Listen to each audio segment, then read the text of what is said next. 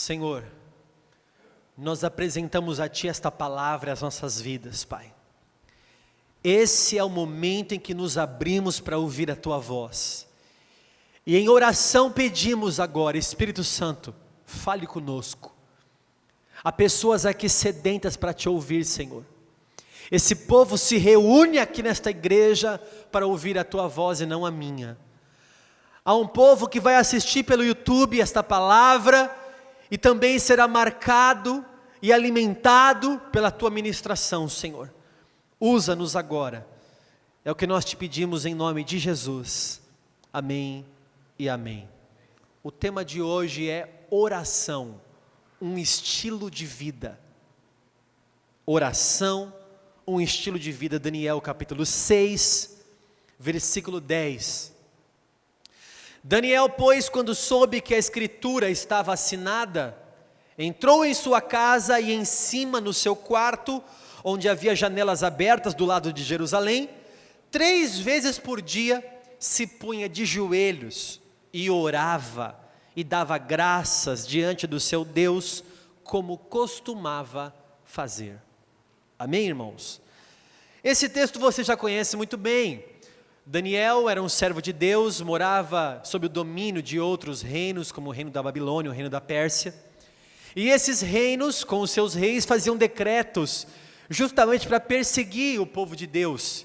E houve uma escritura, quando ele fala escritura aqui, não é escritura de posse, de casas, era um decreto do rei, em que o rei Dario disse que não poderia adorar ou fazer qualquer tipo de oração a qualquer outro Deus, senão o próprio rei.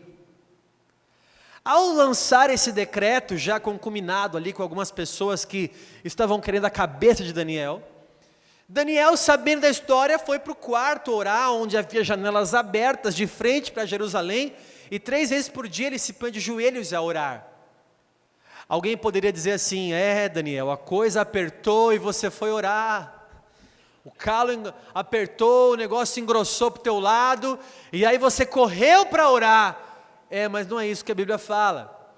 A Bíblia nos mostra que Daniel não foi orar porque o calo apertou e porque o decreto era urgente. A Bíblia nos mostra que Daniel foi orar porque era o costume dele orar. Ele orava, o final do versículo diz assim, como costumava fazer. Era costume de Daniel 3 vezes ao dia orar. 3 vezes ao dia ele ia orar e ele não mudou a rotina dele.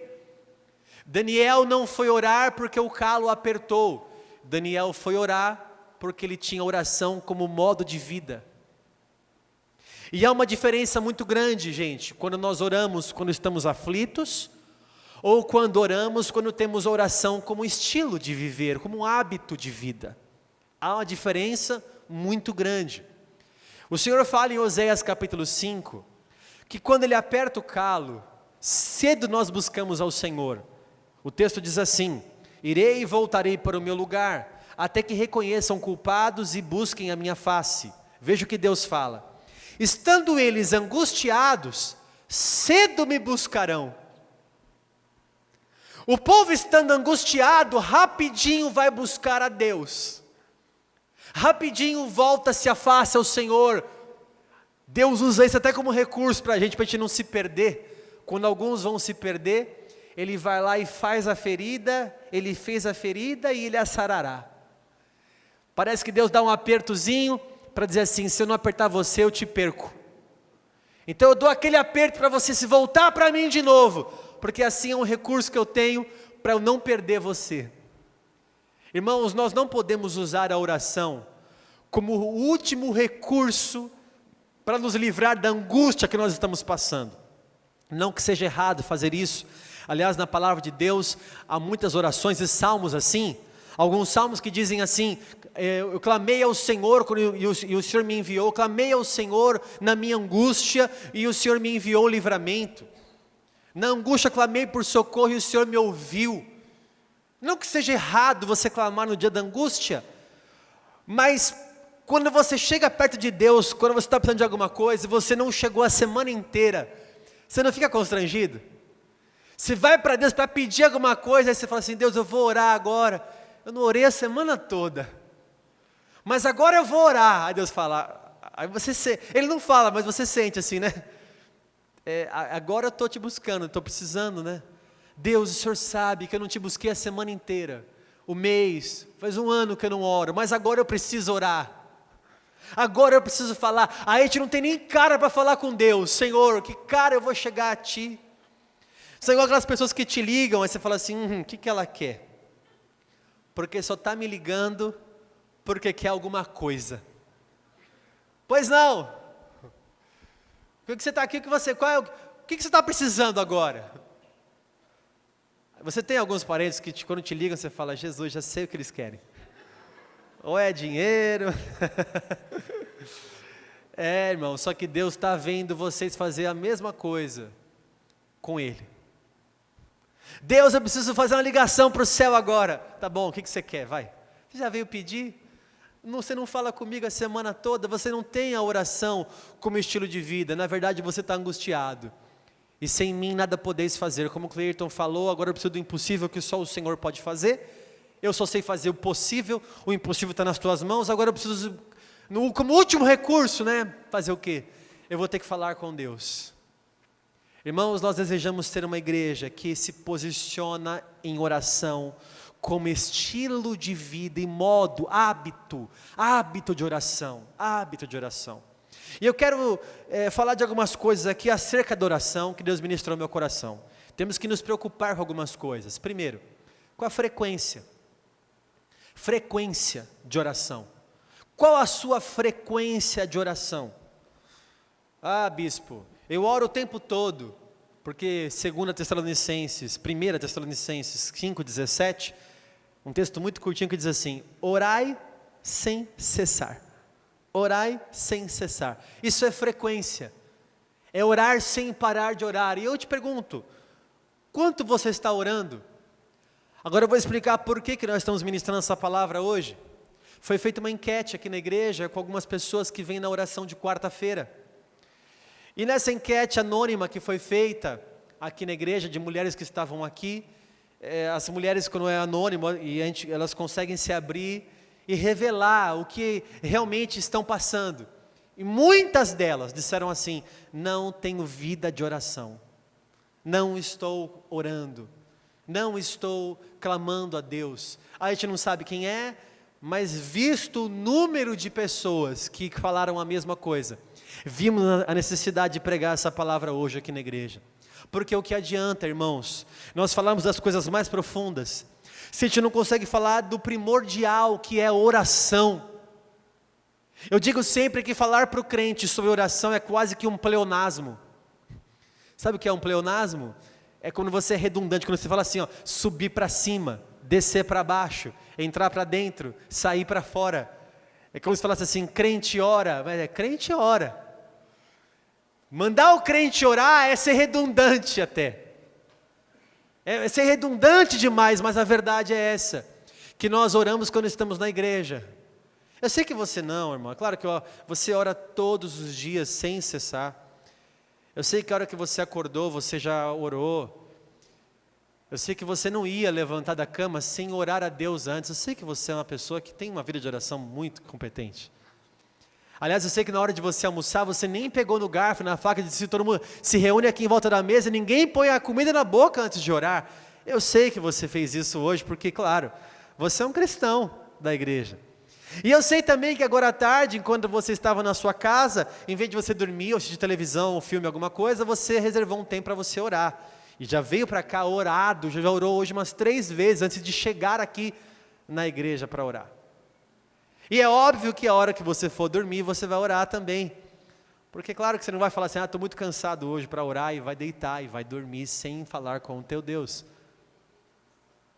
Ou você faz como a Cida acabou de falar. Já orei na igreja, já orei demais. Orar na igreja é fácil. Eu quero ver a frequência de oração como uma oração incessante. Nós temos que ser frequentes todos os dias. Irmãos, marque um horário para que você sempre ore a Deus como frequência, como Daniel fazia, 3 vezes ao dia. Ele tinha um compromisso com Deus, e mesmo com um decreto de proibição de oração, ele foi fazer como ele costumava fazer, e foi orar a Deus. Nós precisamos, como crentes, não adianta eu falar de coisas, eu vou falar de coisas mais profundas, sendo que a primeira delas, que é a oração, nós estamos mal. Se você não ora a Deus, o que adianta eu pregar aqui sobre escatologia?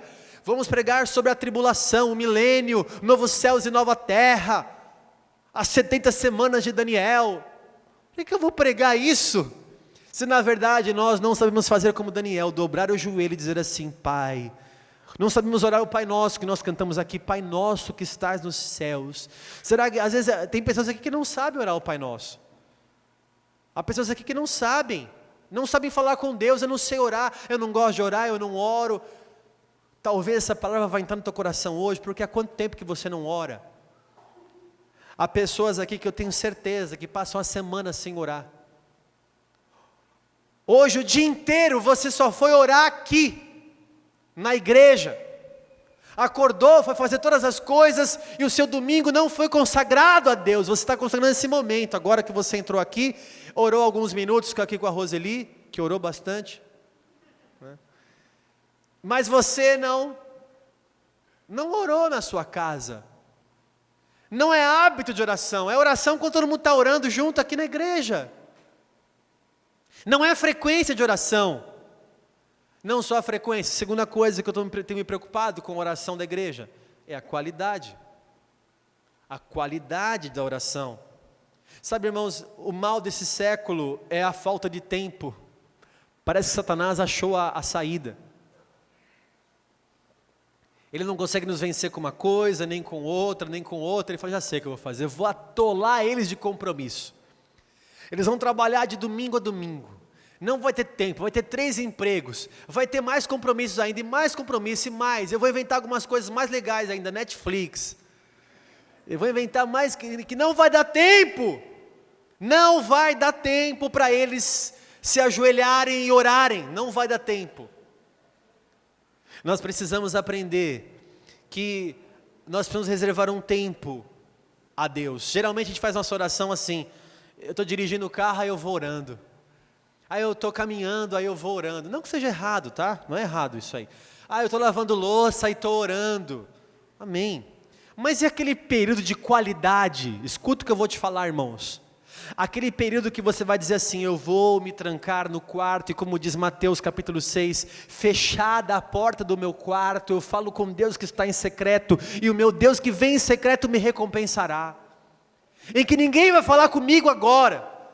Não sei se você já assistiu aquele Quarto de Guerra, aquele filme Quarto de Guerra, em que a pessoa tem um cantinho na sua casa, que ela tirou todos os sapatos, tudo, colocou todos os motivos de oração, e disse: esse é meu quarto de guerra, o caderninho de oração, e joelho, e oração, e fogo no capeta, e oração, e oração, e oração, e oração, e oração. Qual o tempo de qualidade que nós damos para a oração?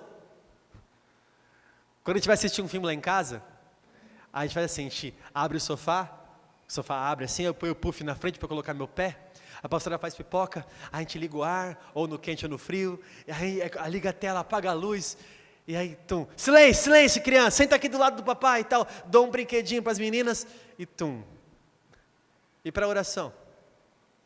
Você prepara a pipoca para a oração, você prepara todas as coisas, apaga a luz, a gente, não, estou orando, ai Senhor, estou com pressa, vou trabalhar. É esse tempo que a gente vai dar para a oração.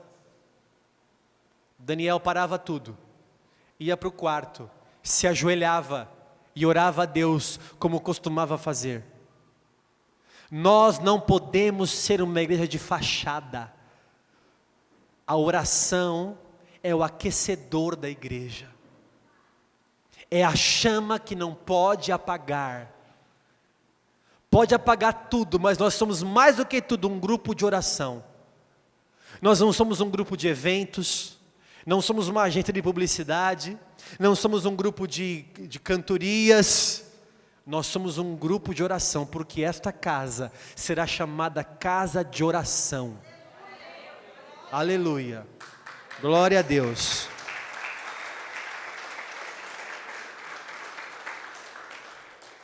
Terceira coisa que eu vou falar para vocês sobre acerca da oração que me preocupa. Primeiro é a frequência. Segundo é a qualidade. Terceiro, a santidade. Porque você pode até ter uma frequência de oração. Pode até fazer tudo com muita qualidade. Você se trancar no quarto, você reservar aquele tempo, aquele cantinho, aquele teu cenáculo de oração.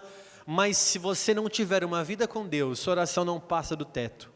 Isaías 59, versículo 1 e 2 diz assim o texto: eis que a mão do Senhor não está encolhida, para que não possa salvar, nem surdo o seu ouvido, para não poder ouvir. Mas as vossas iniquidades fazem separação entre vós e o vosso Deus, e os vossos pecados encobrem o seu rosto de vós, para que não vos ouça. O pecado e a sua iniquidade faz separação de você e Deus, de maneira que Ele não ouve a tua oração. Aí você prepara tudo, vai para o quarto, vai orar, vai clamar a Deus, vai fazer as coisas, e de repente Deus não está te ouvindo. Porque se o meu povo que chama pelo meu nome se humilhar e orar e se converter dos seus maus caminhos, eu vou ouvir dos céus. Até os maridos têm instruções bíblicas. 1 Pedro 3, versículo 7, fala que se o marido não trata com dignidade a esposa, as suas orações são interrompidas. Se você, marido, não trata bem a sua esposa, a sua oração é interrompida. Leia lá 1 Pedro, capítulo 3, versículo 7. Não adianta nós termos frequência, qualidade, se não houver santidade. Nós precisamos de santidade para que Deus possa nos ouvir. A primeira coisa antes de orar é você pedir perdão a Deus. Senhor, lava-me com o teu sangue. Porque como é que eu vou entrar na presença de um Deus santo? É descalçando as sandálias dos meus pés. Para falar com um Deus santo, eu preciso então colocar minha vida diante dele. Porque minha vida é toda torta, aí depois eu quero buscar a face dele. Por um lado eu busco a bênção, mas por outro eu não quero nem saber. Por um lado eu quero que Deus me abençoe, mas eu não quero fazer o que Ele manda eu fazer. Também não vai ser coerente com a nossa vida de oração. Estilo de vida. Tem aqueles que oram de vez em quando. Tem até pessoas de outras religiões que oram de vez em quando. Isso aí qualquer um faz. Tem pessoas que passam na frente do cemitério, ele ora na hora que está passando na frente do cemitério. Ele passa na frente de uma igreja, ele faz sinal da cruz. Ele está ali religiosamente. Estilo de oração é uma vida em santidade.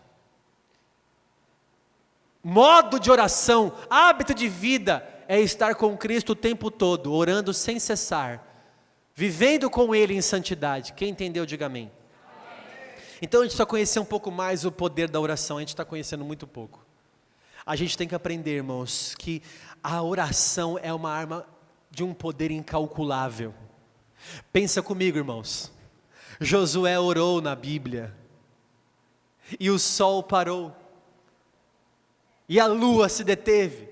Na verdade foi a terra que parou, né? Que o sol está parado, a terra que gira em torno do sol. A terra parou por causa da oração de Josué. Elias era o homem sujeito às mesmas coisas que nós passamos. Orava e chovia, orava e parava de chover, orava e caía fogo do céu. Oração, será que a gente não percebeu ainda o poder que há na oração? Diz a palavra em Isaías 38 que Ezequias, rei de Judá, virou o rosto para a parede e orou: Senhor, não posso morrer agora como Isaías falou que eu vou morrer. Deus falou para Isaías: volta lá e fala para ele que ele vai viver mais 15 anos. E como sinal que eu ouvi a oração dele, eu vou retroceder o sol, a sombra do relógio de Acaz, 10 graus, para ele saber que a oração foi ouvida. É muito poderosa a oração. Irmãos, uma igreja que ora incessantemente tem um poder incalculável. O poder é incalculável.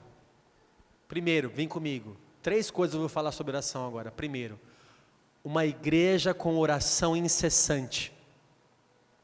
Igreja com oração incessante. Pedro estava preso por causa da perseguição em Atos capítulo 12. Estava preso na fortaleza de Antônia, que era a fortaleza de Herodes. Sentinelas guardavam o cárcere. Mas Atos capítulo 12, versículo 5, o texto fala assim: Pedro, pois, estava guardado no cárcere, mas havia oração incessante a Deus por parte da igreja a favor dele. A igreja estava orando. Pedro estava preso e a igreja estava orando. Pedro preso e a igreja orando, clamando a Deus. Deus envia um anjo para a cadeia. Pedro acha que é uma visão, não sabe se é real ou se não é real. As portas se abrem automaticamente. Pedro sai da cadeia, vai até a casa de Rode, a casa de Marcos, primo de Barnabé, onde estavam a igreja reunida, orando. Bate na porta, Rode abre só aquela janelinha assim, quando vê Pedro fecha, não acredita que é ele. Depois você lê esse texto em Atos 12, ela abre e olha, quem é Pedro? Ela fecha e volta lá para a oração. Aí a pessoa fala, quem era? Ela fala, é Pedro. Como Pedro? Ele batendo, abre, que eu estou sendo perseguido. Leia depois, é até um texto engraçado. Eles estavam orando por Pedro, mas não imaginavam. Algum disse assim, um disse, é o anjo dele que está aí na porta. Porque a gente ora e é incrédulo com a nossa própria oração. A gente não conhece o poder que há na oração do crente, porque muito pode a oração do justo quanto a seus efeitos. Nós vemos nesse texto, por exemplo, que a oração tem poder de libertar o cativo. Bispo, me responde, como que eu faço para o meu familiar se converter, se libertar das drogas, do cigarro, do álcool, se libertar da prostituição, da idolatria? Como que liberta o cativo? No joelho. Nem por força, nem por violência, você precisa conhecer o poder da oração. Você vai orar a Deus, Senhor, eu oro por essa pessoa, eu mando o fogo espiritual do Senhor agora, eu estou aquecendo os céus com a minha oração, eu estou orando agora e clamando por esta vida, por essa pessoa. A oração intercessória da igreja tem muito poder. Enquanto a igreja orava, Deus libertava o cativo. A igreja ora, Deus liberta o cativo. Quem entendeu? A igreja ora e Deus vai libertando. Não é só isso que nós vimos nesse texto. Nós vimos também que Deus é poderoso para desbaratar os inimigos, porque as sentinelas não viram o que aconteceu. Talvez você tenha alguém que te persegue, que está contra você, o seu inimigo. Como é que eu venço meu inimigo? Ah, já sei, vou me vingar. Já diz o seu Madruga, a vingança nunca é plena, mata a alma e a envenena. Por que você vai se vingar? Sendo que você pode dizer assim, Senhor, Daniel, o Senhor é a minha justiça, Tu és o meu Deus, guarda a minha vida contra os meus inimigos. Pedro passou desapercebido por aquela escolta. Deus é poderoso através da oração para desbaratar seus inimigos que te perseguem. Você não precisa colocar a tua mão, não precisa sujar a tua mão, você ora, Deus é Deus.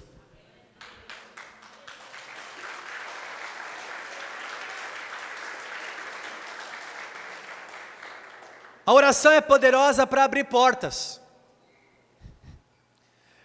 Nós lemos, aliás não lemos, mas nesse texto diz que o portão se abriu automaticamente. Foi o primeiro portão automático da história. Abriu automaticamente, porque a oração tem poder de abrir portas. Ai, bispo, preciso de uma porta aberta para os meus negócios. Talvez você está precisando de um emprego. Deus é Deus que abre portas. Você fala, eu bati em várias portas. Dobra teu joelho. Creia no poder da oração, irmão. creia no poder da oração. Aleluia. Segunda coisa que eu fiquei pensando, a primeira coisa é uma igreja de oração incessante. A segunda coisa é sobre os avivalistas. Eu fui ontem só pegar algumas coisas que eu tenho já guardado, e eu fiz aqui, eu peguei um trecho de um livro. Posso ler para vocês? Vocês me autorizam? Se não autorizar também, eu vou ler da mesma forma. Mas eu peguei aqui um trecho de Charles Spurgeon, um dos maiores pregadores, o príncipe dos pregadores. Veja só. 5 recém-graduados estudantes de teologia visitavam Londres, emocionados com a oportunidade de ouvir algum destacado pregador antes da sua ordenação para o ministério. O forte sol de verão os castigava enquanto aguardavam que as portas do tabernáculo de Spurgeon fossem abertas. A mesma igreja do mais famoso pregador daquele tempo. Um estrangeiro se aproximou deles e lhes disse: enquanto vocês estão esperando aqui, não gostariam de ver o sistema de aquecimento da igreja? Ver o sistema de aquecimento em um dia abrasador de julho era a última coisa que eles tinham em mente, mas consentiram. Foram conduzidos a alguns degraus abaixo para uma porta no subsolo. O guia abriu a porta e sussurrou em tom baixo: este é o sistema de aquecimento da nossa igreja. Os jovens pastores viram diante deles 700 pessoas ajoelhadas em oração, suplicando as bênçãos de Deus para a reunião evangelística que seria conduzida no salão superior. O guia desconhecido se apresentou. Prazer, Charles Spurgeon. Era o próprio Charles Spurgeon que estava recebendo aqueles jovens pastores que relataram aqui. Spurgeon disse assim certa vez: quando Deus deseja fazer uma grande obra, Ele primeiro coloca o seu povo para orar. Preste atenção, irmãos. Nós precisamos orar mais para que haja avivamento verdadeiro, para que as pessoas se convertam, para que o perdido que vai para o inferno e vai morrer sem a salvação do Senhor, entregue a vida para Jesus, e a igreja é responsável para orar. Spurgeon disse muito bem, quando Deus quer fazer a obra dele, Ele põe o povo para orar primeiro. Max Lucado, um escritor muito famoso, acho que você conhece, ele disse assim: quando nós trabalhamos, apenas trabalhamos, mas quando nós oramos, Deus trabalha. É interessante isso, né? É interessante você ver Pedro, um galileu, como nós cantamos aqui, indouto e letrado. Olha que interessante. Pedro, no seu primeiro sermão, pregou e 3.000 pessoas se converteram a Cristo por causa do discurso de Pedro. Qual o segredo? O segredo é que eles passaram 10 dias orando no cenáculo. Não é de se admirar que eles foram cheios do Espírito Santo e que ao abrir da boca de Pedro, as pessoas se ajoelharam aos pés de Jesus. Jonathan Edwards, Nova Inglaterra, século passado, um dos avivalistas também, diz a história que por 3 dias ele orou e jejuou, e orava uma frase constantemente: Senhor, enche-me com teu Espírito, Senhor, enche-me com teu Espírito, enche-me com teu Espírito, enche-me com teu Espírito. 3 dias depois, esse homem sai para a rua para pregar o sermão que marcou a história. Lançou-se um livro sobre esse sermão, um dos mais famosos de Jonathan Edwards: Pecadores nas mãos de um Deus irado. Quando Edwards pregava, as pessoas grudavam nas pilastras porque achavam que o chão ia se abrir e ia levar eles abaixo. E diziam assim: para! Porque nós não resistimos a ouvir essa pregação. Por que será que um homem consegue pregar com tanta intrepidez assim? Talvez o segredo está no que John Maxwell disse: hoje nós oramos por 10 minutos, pregamos por 10 dias, e 3 pessoas se convertem.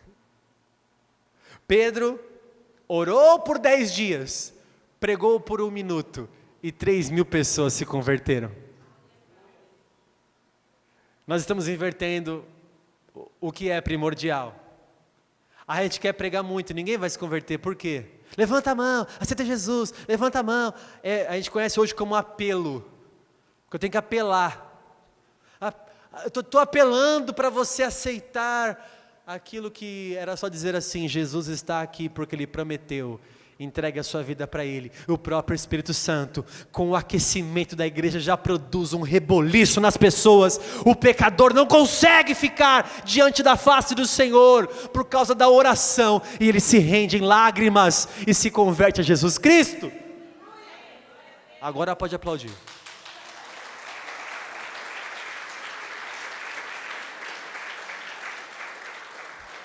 Eu não vou demorar muito nessa parte. William Carey, considerado o pai das missões modernas, na Índia, 1792, pregou e viajou por muitos lugares, traduziu a Bíblia para mais de 25 dialetos. Ao final da sua vida, ele tinha traduzido a Bíblia para 1/3 da população mundial. Será que o cara fez alguma coisa na vida dele? Será que foi relevante, William Carey? Talvez você nem conhece ele, né? William Carey. Segredo, fui buscar. William Carey tinha uma irmã aleijada, veja comigo, que era sua companheira de oração. Ele a escrevia semanalmente para ela com os seus pedidos de oração, e ela orava todos os dias por ele. Uma irmã intercessora particular. Essa semana uma pessoa me chamou e disse assim: posso conversar com você? Eu disse: pode. Ela falou: tenho 2 coisas para falar com você. A primeira, eu falei: pode falar. Ela disse: eu vim orar por você. Porque você ora por muitas pessoas, mas eu vim orar por você. E nós oramos ali por um tempo porque ela desejou orar por mim. Ore por mim, irmão, por favor, porque eu oro por você. É um poder incalculável, irmão. É um poder incalculável. A oração para trazer o avivamento verdadeiro. William Carey traduziu a Bíblia para 1/3 da população, e tinha uma irmã aleijada que dizia: eu abençoo William Carey, ele vai ter futuro, ele vai dar certo, ele vai dar fruto para o reino de Deus. Charles Finney, grande avivalista, pregou em 1850, ele pregou e na sua cidade, a cada 100 habitantes, 85 era da igreja dele, só para você ter uma ideia. Ele pregou para mais de 50 mil pessoas ao longo da sua vida. Mais de 50 mil pessoas se converteram nas suas pregações, nas suas cruzadas. Agora, qual o segredo de Charles Finney? Ele tinha um companheiro de oração chamado Abel Clary, que viajava com ele e dedicava tempo integral a orar pelo ministério de Finney. Eu não sei se você entendeu isso. Um homem que diz assim: Deus me chamou para te seguir, só para orar por você. Enquanto você prega, eu oro por você. E ele dedicava tempo integral para orar por Charles Finney. D.L. Moody, você conhece também, Estados Unidos, 1870, um dos maiores escritores, professor de teologia, pregou para 900 mil pessoas, levou a Cristo mais de 900 mil pessoas. Segredo dele: uma pessoa pegou um recorte sobre o ministério de Moody. Eu vou ler aqui, vai.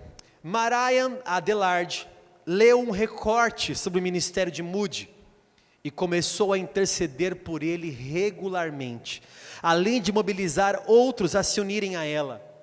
Moody costumava colocar 490 estudantes do seminário para reuniões de oração e jejum em favor de suas cruzadas evangelísticas. Ele ia fazer uma cruzada, ele pegava os seminaristas e dizia assim: vai orar. E colocava os 490 alunos orando para ele pregar a palavra. Por fim, eu vou acabar agora. Billy Graham faleceu há pouco tempo. Quem conhece Billy Graham? Quem conheceu? Morreu com 99 anos, sem dar nenhum mau testemunho, íntegro, reconhecido por várias denominações no mundo todo. O evangelista do século 20 pregou para 200 milhões de pessoas, através de TV, cruzadas evangelísticas. Segredo: ele não ia para nenhuma cidade sem antes procurar e analisar se ali naquela cidade tinha um grupo de oração. Ele não ia para nenhuma cruzada se ele não tivesse intercessão para fazer aquilo. Se não houvesse oração, o Billy Graham não ia. Nós precisamos nos render mais a esse ministério da oração, irmãos. Esse culto tem que mexer com você. Esse culto tem que mexer com você como tem mexido comigo. Todos os dias eu acordo. Ao acordar, irmãos, a primeira coisa que vem na minha cabeça é a oração de Moisés. Que diz assim: Senhor, se o Senhor não for comigo, se o Senhor não for conosco, não nos permita sair daqui. É a primeira coisa que eu faço quando eu abro os olhos. O pastor Josué Gonçalves diz que ele não fala com ninguém sem antes falar com Deus primeiro. Também não ouve a voz de ninguém sem antes ler a Bíblia e ouvir a voz do seu Deus. É a primeira coisa que ele faz durante o seu dia. O dia, eu tenho certeza, irmão, vai ser muito mais abençoado. Não dá para nós sairmos assim de qualquer jeito e agirmos como se não fôssemos crentes. Somos crentes aqui no domingo na igreja, mas não somos crentes como estilo de vida.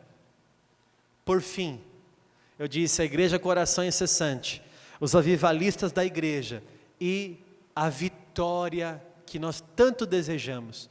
Faz tempo que eu não falo vitória aqui no culto, né? Eu não sou aqueles pregadores que dizem assim: a tua vitória está chegando. Mas agora é verdade. Vencendo como Josué venceu. Josué é um grande guerreiro. Venceu várias batalhas. Há uma batalha em Êxodo 17 chamada Batalha de Refidim. Acho que você conhece também essa batalha. Olha o que aconteceu, eu vou ler o versículo 13. E Josué desbaratou a Amaleque e a seu povo a fio da espada. Você vai dizer: meu Deus, Josué é incrível. Josué é maravilhoso. Herói da guerra. Quem que era o general? Josué. Êxodo 17, 13. E Josué desbaratou a Amaleque e o seu povo a fio da espada. Herói. Eu li o versículo 13, mas agora eu vou ler o versículo 11 e 12 para encerrar o culto. Êxodo 17, 11 e 12. Quando Moisés levantava a mão, Israel prevalecia. Quando, porém, ele abaixava a mão, prevalecia Amaleque. Ora, as mãos de Moisés eram pesadas, por isso tomaram uma pedra e a puseram por baixo dele, e ele nela se assentou. Arão e Ur sustentavam-lhe as mãos, um de um lado, outro de outro. Assim, ficaram as mãos firmes até o pôr do sol. Versículo 13. E Josué desbaratou a Amaleque e a seu povo a fio da espada. Qualquer um vai dizer assim: Josué venceu a batalha, ele foi o herói da guerra. Mas a Bíblia nos mostra um quadro mais completo. Guarde essa frase que eu vou falar agora. Josué vence enquanto Moisés ora. Preste atenção nessa frase. Josué vence enquanto Moisés ora.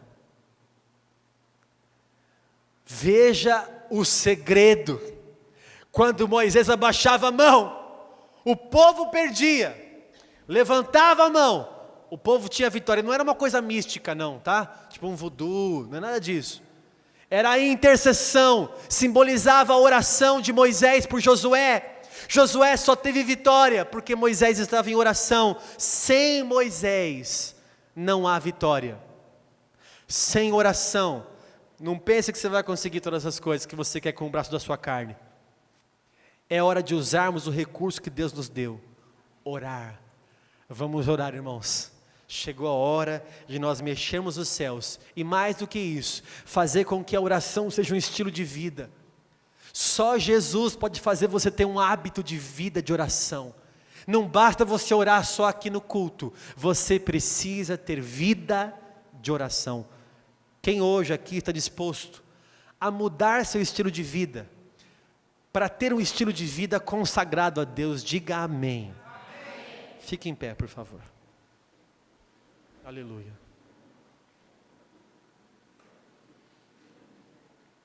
Feche os olhos. Meu Pai, Senhor, Coisas tão simples nós ministramos aqui nessa igreja. Oração é o tema, Pai. Oração. Oh, meu Deus, nós precisamos orar mais, clamar mais. E eu sinto, Senhor, quando eu vejo que uma igreja não ora como deveria orar. E se o Senhor falou conosco nessa noite isso, é porque realmente nós estamos precisando nos consertar nessa parte, irmão. Deus está falando com você. Deus está falando com você. É hora de você mudar a sua vida de oração e de jejum. As mulheres essa semana toda estão em jejum até quarta-feira, buscando a face do Senhor. As mulheres são às vezes mais espirituais do que os homens. Se as mulheres estão com dificuldade de orar, eu fico imaginando os homens.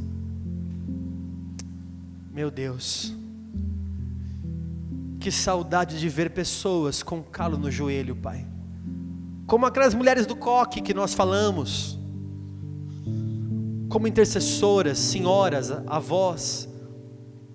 Você que já conheceu uma pessoa da sua família, de oração mesmo, você sabe que quando essa pessoa ora, meu Deus, feche os olhos. E agora, antes de tudo, vamos pedir perdão a Deus pela nossa falha. Fale com o Senhor agora e ore pedindo perdão. Ore para pedir perdão agora. Pai, nós rasgamos nosso coração diante do Senhor. Nós pedimos perdão, Pai. Perdoa-nos pelas falhas. Perdoa-nos, Senhor, pela fraqueza que nós temos de não orarmos, Senhor. Nós queremos nos render aos teus pés todos os dias em oração, em jejum consagrados. Nós queremos falar com o Senhor, e eu sei que o Senhor tem saudade de nós. O Senhor tem ciúmes de nós, como diz na tua palavra, de tanto cuidado que o Senhor tem por nós, Senhor. Nesta noite nós queremos nos consertar, essa palavra está mexendo conosco. Deus fala para você que as portas podem se abrir também, mas você vai orar a Deus. Que Deus pode te livrar dos seus inimigos, mas você vai orar a Deus. Que você pode receber a tua vitória, mas que vai ser no joelho que você vai alcançar. É assim que você vai clamar a Deus, que Ele pode desbaratar os seus inimigos, mas é na oração que você vai conseguir.